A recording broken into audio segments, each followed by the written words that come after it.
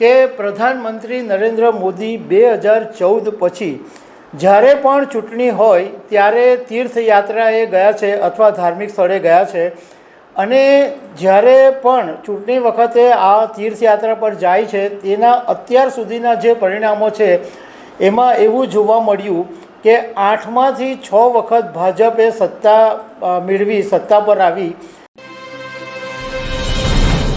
નમસ્કાર। પ્રધાનમંત્રી નરેન્દ્ર મોદી આજે ઉત્તર પ્રદેશના પ્રયાગરાજમાં સંગમ તીર્થ પર ડૂબકી લગાવવા ગયા છે। આજે દિલ્હીમાં વિધાનસભાની ચૂંટણી પણ છે, તો એ વાત સામે આવી કે પ્રધાનમંત્રી નરેન્દ્ર મોદી 2014 પછી જ્યારે પણ ચૂંટણી હોય ત્યારે તીર્થયાત્રાએ ગયા છે અથવા ધાર્મિક સ્થળે ગયા છે અને જ્યારે પણ ચૂંટણી વખતે આ તીર્થયાત્રા પર જાય છે તેના અત્યાર સુધીના જે પરિણામો છે એમાં એવું જોવા મળ્યું કે 8માંથી 6 વખત ભાજપે સત્તા મેળવી, સત્તા પર આવી અને એકાદ બેને બાદ કરતાં બાકીની ચૂંટણીઓમાં ભાજપે જીત પણ મેળવી છે। તો એના વિશે તમારી સાથે વાત કરીશ। મારું નામ રાજેશ શાહ છે અને તમે જોઈ રહ્યા છો ગુજરાતના સૌથી મોટા ડિજિટલ ન્યૂઝ પ્લેટફોર્મ ખબર છે.com। આપણે ઘણી વખત એવું જોયું છે કે કોઈ રાજ્યની અંદર વિધાનસભાની ચૂંટણી હોય, લોકસભાની ચૂંટણી હોય, તો એવા સમયે પ્રધાનમંત્રી નરેન્દ્ર મોદી ક્યાંક ને ક્યાંક તીર્થયાત્રાએ હોય, કાં કેદારનાથ હોય, ક્યાં બીજા કોઈ મંદિરમાં હોય અથવા વિવેકાનંદ ત્યાં તમિલનાડુમાં હોય।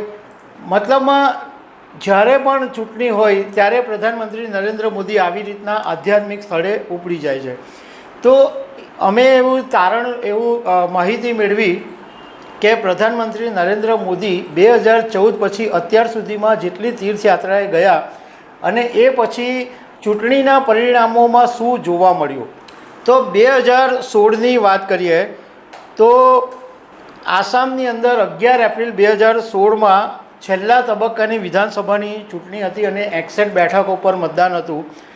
તે વખતે પ્રધાનમંત્રી નરેન્દ્ર મોદી કેરળના પુર્તિગલ મંદિરમાં દર્શન કરવા માટે ગયા હતા અને એનું રિઝલ્ટ આસામમાં તે વખતે એવું આવેલું કે ટોટલ 126 બેઠકોમાંથી 84 બેઠકો ભાજપ જીતેલું અને આસામની અંદર પહેલી વખત ભાજપે સરકાર બનાવેલી। 8 માર્ચ 2017માં ઉત્તર પ્રદેશની અંદર વિધાનસભામાં છેલ્લા તબક્કાનું મતદાન હતું અને 40 બેઠકો પર મતદાન થવાનું હતું। ત્યારે સોમનાથ મંદિરે પ્રધાનમંત્રી નરેન્દ્ર મોદી દર્શન કરવા માટે ગયા હતા અને ઉત્તર પ્રદેશની 403માંથી 312 બેઠકો ભાજપ જીતી ગયેલું અને તે વખતે પહેલી વખત 15 વર્ષ પછી ભાજપે ઉત્તર પ્રદેશમાં સરકાર બનાવી અને યોગી આદિત્યનાથ મુખ્યમંત્રી બન્યા। ગુજરાતની વાત કરીએ તો 12 ડિસેમ્બર 2017માં જ્યારે ગુજરાત વિધાનસભામાં 2 તબક્કાનું મતદાન હતું, તે વખતે પ્રધાનમંત્રી નરેન્દ્ર મોદી બનાસકાંઠા જિલ્લાના અંબાજી મંદિરે આવેલા અને એનું રિઝલ્ટ એ આવેલું કે 182 બેઠકોમાંથી ભાજપ 99 બેઠકો જીતેલું અને 8મી વખત સરકાર બનાવેલી। એ વખતે ગુજરાતમાં બહુ ટફ પોઝિશન હતી। પાટીદાર અનામત આંદોલન બહુ જોરશોરમાં ચાલતું હતું અને ભાજપ સત્તા મેળવશે કે કેમ એક મુશ્કેલી પડી ગયેલી અને એકદમ લગોલગ 99 બેઠકો ઉપર ભાજપ આવી ગયેલું। 10 મે 2019 લોકસભાના છેલ્લા તબક્કાનું મતદાન હતું અને 8 રાજ્યોની અંદર 59 બેઠકો ઉપર મતદાન હતું। એ વખતે પ્રધાનમંત્રી નરેન્દ્ર મોદી કેદારનાથ પહોંચ્યા હતા અને એ વખતે જે રિઝલ્ટ આવ્યું એ બહુ સોલિડ રિઝલ્ટ હતું। 543 બેઠકોમાંથી ભાજપને તે વખતે 303 બેઠકો મળેલી અને ભાજપ જબરજસ્ત જંગી બહુમતીથી ભાજપે જીત મેળવેલી અને બીજી વખત નરેન્દ્ર મોદી પ્રધાનમંત્રી બન્યા। 27 માર્ચ 2021માં પહેલા તબક્કાની અંદર પશ્ચિમ બંગાળમાં 30 વિધાનસભા બેઠકનું મતદાન હતું અને આસામની અંદર 47 બેઠકો પર મતદાન હતું। તે વખતે પ્રધાનમંત્રી નરેન્દ્ર મોદી બાંગ્લાદેશના ઢાકામાં આવેલા મા કાલીના મંદિરમાં ગયા હતા અને એ વખતે જે પરિણામ આવ્યું તો પશ્ચિમ બંગાળમાં ભાજપને 77 બેઠકો મળેલી અને એક મજબૂત વિરોધ પક્ષ તરીકે ભાજપ બહાર આવેલું અને આસામની અંદર 60 બેઠકો મળેલી અને ભાજપે ત્યાં આગળ સરકાર બનાવેલી। 10 મે 2023માં કર્ણાટકની અંદર 224 વિધાનસભા બેઠકો માટે મતદાન થયેલું અને પ્રધાનમંત્રી નરેન્દ્ર મોદી તે વખતે રાજસ્થાનના શ્રીનાથ દ્વારામાં આવેલા શ્રીનાથજી મંદિરમાં દર્શન કરવા માટે ગયા હતા, પરંતુ એ વખતે ભાજપને બહુ કડવી હારનો ઘૂંટડો પીવો પડેલો. ત્યાં આગળ કોંગ્રેસ 135 બેઠકો મેળવેલી અને ભાજપને માત્ર 66 બેઠકો મળેલી અને કોંગ્રેસે કર્ણાટકની અંદર સરકાર બનાવેલી. 7 મે 2024માં ત્રીજા તબક્કાનું મતદાન હતું 12 રાજ્યોના 94 બેઠકોમાં લોકસભા 2024માં. તે વખતે પ્રધાનમંત્રી નરેન્દ્ર મોદી અયોધ્યાના રામ મંદિરમાં ગયા હતા અને 99 જે બેઠકો પર મતદાન હતું એમાંથી 57 બેઠકો ઉપર ભાજપને જીત મળેલી. 13 મે 2024માં લોકસભા 2024ના ચોથા તબક્કાનું મતદાન હતું અને 10 રાજ્યોની 96 બેઠકો પર મતદાન થવાનું હતું.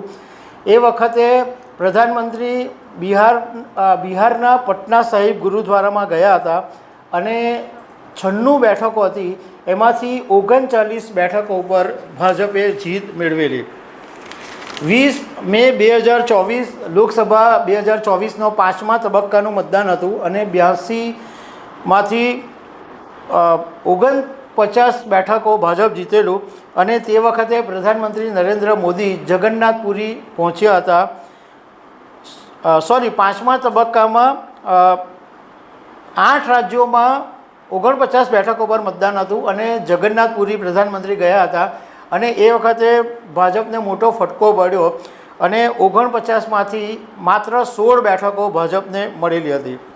1 જૂન 2024 લોકસભાનો છેલ્લો તબક્કો હતો અને 8 રાજ્યોની 57 બેઠકો પર મતદાન હતું અને તે વખતે પ્રધાનમંત્રી નરેન્દ્ર મોદી કન્યાકુમારીમાં આવેલા વિવેકાનંદ રોક મેમોરિયલ પર પહોંચ્યા હતા અને એ વખતે રિઝલ્ટ એ આવેલું કે જે 57 બેઠકો પર મતદાન હતું એમાંથી 18 બેઠકો ઉપર ભાજપની જીત મળેલી અને ભાજપને કુલ 240 બેઠકો મળી અને એનડીએની સાથે ગઠબંધન કરીને ભાજપે સરકાર બનાવેલી.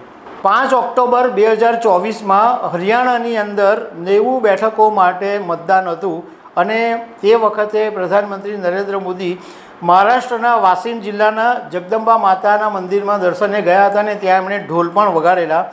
તો એનું પરિણામ એ આવેલું કે 90માંથી 48 બેઠકો ભાજપ જીતેલું અને ત્રીજી વખત હરિયાણામાં ભાજપે સરકાર બનાવેલી.